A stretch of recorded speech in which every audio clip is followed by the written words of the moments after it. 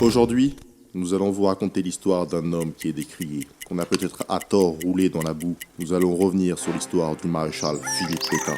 Tout commence dans un petit village du Pas-de-Calais, Cauchy-à-la-Tour, le 24 avril 1856. Un certain Henri-Philippe Benoni Pétain est né. Il grandit dans une famille modeste de cultivateurs, installée dans la commune depuis le XVIIIe siècle. Bien que son acte de naissance porte le nom de Henri-Philippe Benoni, Omer et Joseph, c'est Philippe qu'il choisit. Marqué à 14 ans par la défaite de la guerre franco-allemande de 1870, il décide de servir son pays et de devenir soldat. Il intègre la prestigieuse école militaire de Saint-Cyr en 1876. En peu de temps, ses qualités militaires et ses talents de stratège lui permettent de monter les grades rapidement.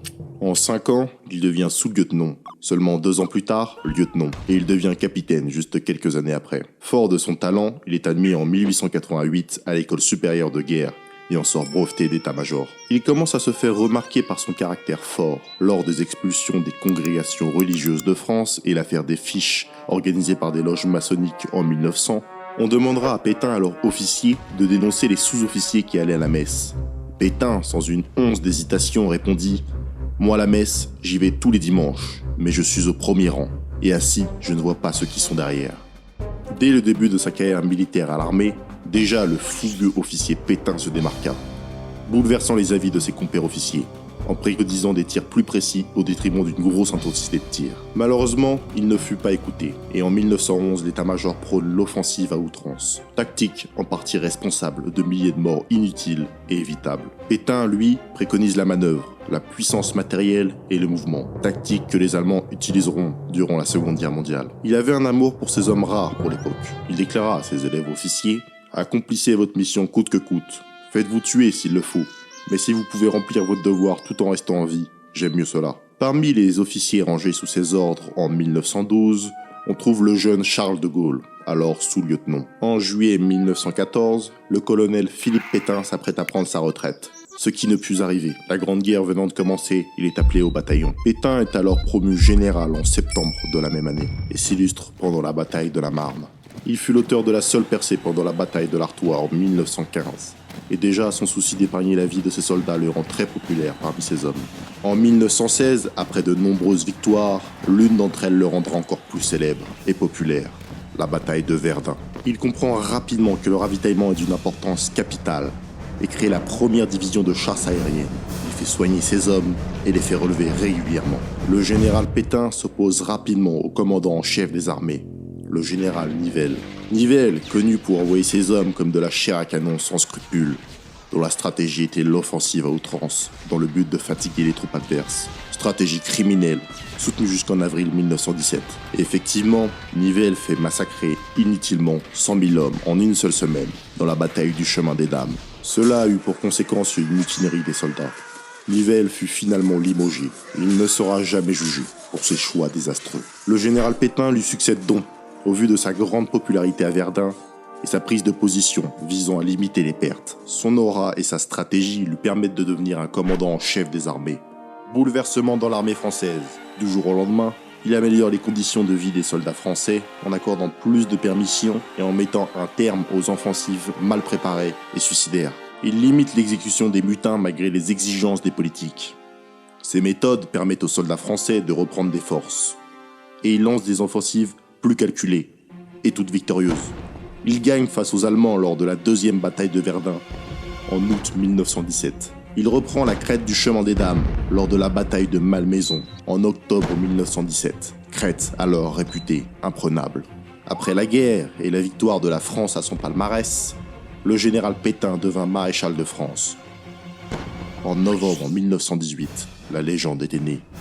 Note importante, pour ceux qui pourraient le traiter aujourd'hui d'antisémite, le maréchal signe en 1919 une pétition demandant de venir au secours des masses juives opprimées en Europe orientale. Pendant l'entre-deux-guerres, il s'oppose à la construction de fortifications défensives à l'Est, préconisant au contraire la constitution d'un puissant corps de bataille mécanisé, capable de mouvements rapides et d'une force aérienne puissante et indépendante, technique copiée par les Allemands ensuite. La coûteuse ligne Maginot fut tout de même créée. Pétain, quant à lui, resta sceptique quant à la réelle efficacité de cette fortification.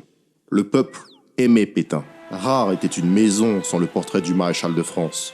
D'après les médias de l'époque, si Pétain s'était présenté aux élections présidentielles, au moins 95% des Français auraient voté pour lui. Mais Pétain n'a jamais voulu du pouvoir. Ce n'était pas sa tasse de thé. Il eut tout de même quelques fonctions.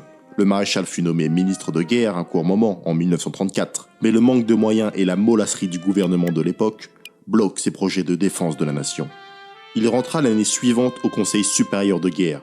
Hitler, rentrant au pouvoir l'année passée, lui qui relançait son pays très ardemment vers une renaissance économique et militaire, la France ne pouvait plus écarter le risque d'une guerre. Le maréchal soutient encore sa tactique de guerre offensive auprès du Conseil et déclara « Il est indispensable que la France possède une couverture rapide, puissante, à base d'avions et de chars. » Mais le gouvernement n'en fit rien et continuait à soutenir la ligne Maginot. Le maréchal prévint à maintes reprises le Conseil qu'une nouvelle guerre contre l'Allemagne serait perdue d'avance si la France ne fournissait pas le même effort militaire et moral que son voisin. En 1939, peu avant la guerre, le gouvernement, fatigué des remarques du maréchal, choisit par la voix du très radical Édouard Daladier de s'en séparer en l'envoyant comme ambassadeur en Espagne. Il s'agissait tout de même d'un travail complexe. Effectivement, les relations entre la France de gauche et l'Espagne nationaliste, nouvellement au pouvoir, n'étaient pas à leur meilleur. Effectivement, la France, sous un gouvernement de gauche, espérait davantage la victoire de l'opposition espagnole, ayant fourni des armes et du matériel au camp des républicains communistes anti-franco pendant la guerre d'Espagne. Pétain, encore une fois, avait été envoyé au front, arrivant dans un pays où la France fut à ce moment effectivement très mal vue d'une grande partie des Espagnols. Pétain n'a pu rencontrer Franco qu'un mois après son arrivée, avec un accueil glacial et peu cordial. Le désormais ambassadeur Pétain raconta que quand il marchait dans la rue, les locaux lui tournaient le dos et crachaient devant lui. Mais en quelques mois, le maréchal s'avéra aussi bon diplomate que soldat, et réussit non sans mal à redorer le blason de la France auprès de l'Espagne. Faisant le tour du pays pour rencontrer le peuple, leur offrir divers cadeaux, dont des paquets de cigarettes sur lesquels était inscrit « Souvenir du maréchal Pétain ». Il envoya, par la même occasion, des bouteilles de champagne aux notables de Madrid. Le maréchal ne chôma pas, et au fil du temps, il fut apprécié de la populace espagnole et du gouvernement de Franco. La stratégie de Pétain, qui pourtant n'était pas en accord avec les franquistes, empêcha selon toute vraisemblance une invasion revancharde espagnole dans le sud, et une prise en étau lors de l'invasion allemande, ce qui a très probablement épargné la vie à des millions de Français. Quand la Seconde Guerre mondiale éclata, le gouvernement français, dès la première semaine de la débâcle, pris au coup et à l'aube de la défaite, supplia le maréchal de revenir en France et dans le gouvernement, pour remonter le moral du peuple français, chez qui le maréchal était toujours très apprécié, bien plus que tout autre homme politique de l'époque, qui était chacun aussi méprisable que ceux de nos jours. Pétain refusa à maintes reprises, répétant qu'il ne voulait pas rentrer dans cette folie destructrice et que la défaite serait inévitable, comme il les avait prévenus quelques années auparavant. D'ailleurs, une bonne partie des généraux fiables de l'époque étaient du même avis. Gamelin lui-même était par le passé allé en Allemagne pour observer l'aviation nazie et avait déclaré, en revenant en France, que la France ne tiendrait pas 15 jours. La guerre commença donc du fait d'un gouvernement irresponsable, dirigé par Blum et toute sa clique du Front populaire, alors que le maréchal avait conjuré de ne pas s'y lancer. Ce fut catastrophique. Les Allemands envahirent la France en quelques semaines, au pied et à la barbe de la quasi inutile ligne Maginot. Ce fut une débâcle sans précédent.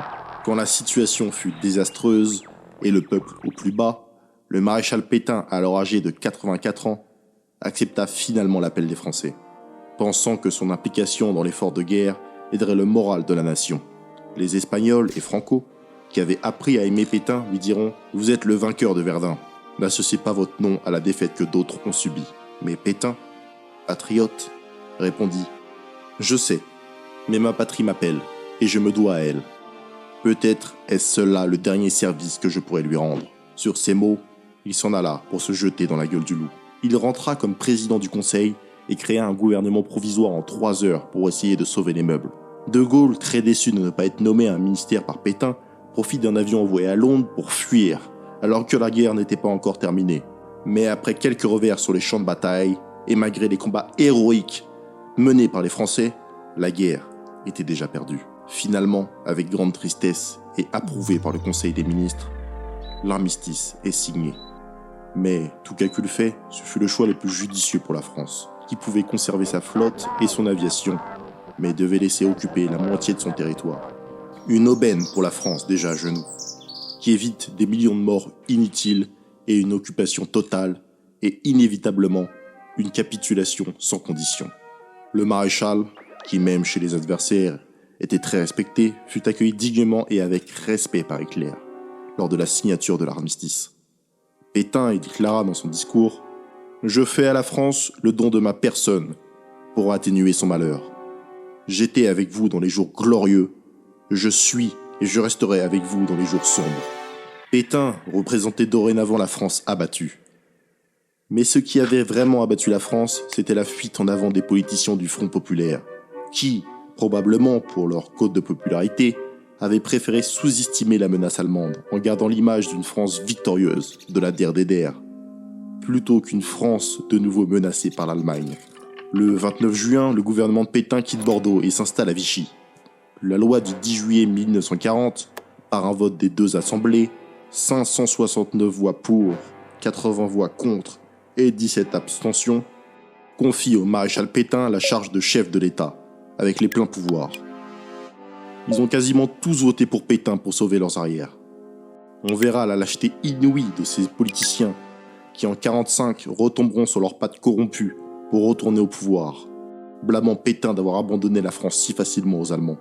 Peu après l'armistice, la France, sonnée par cette défaite cuisante, essaya de s'en remettre au maréchal comme investigateur du patriotisme français.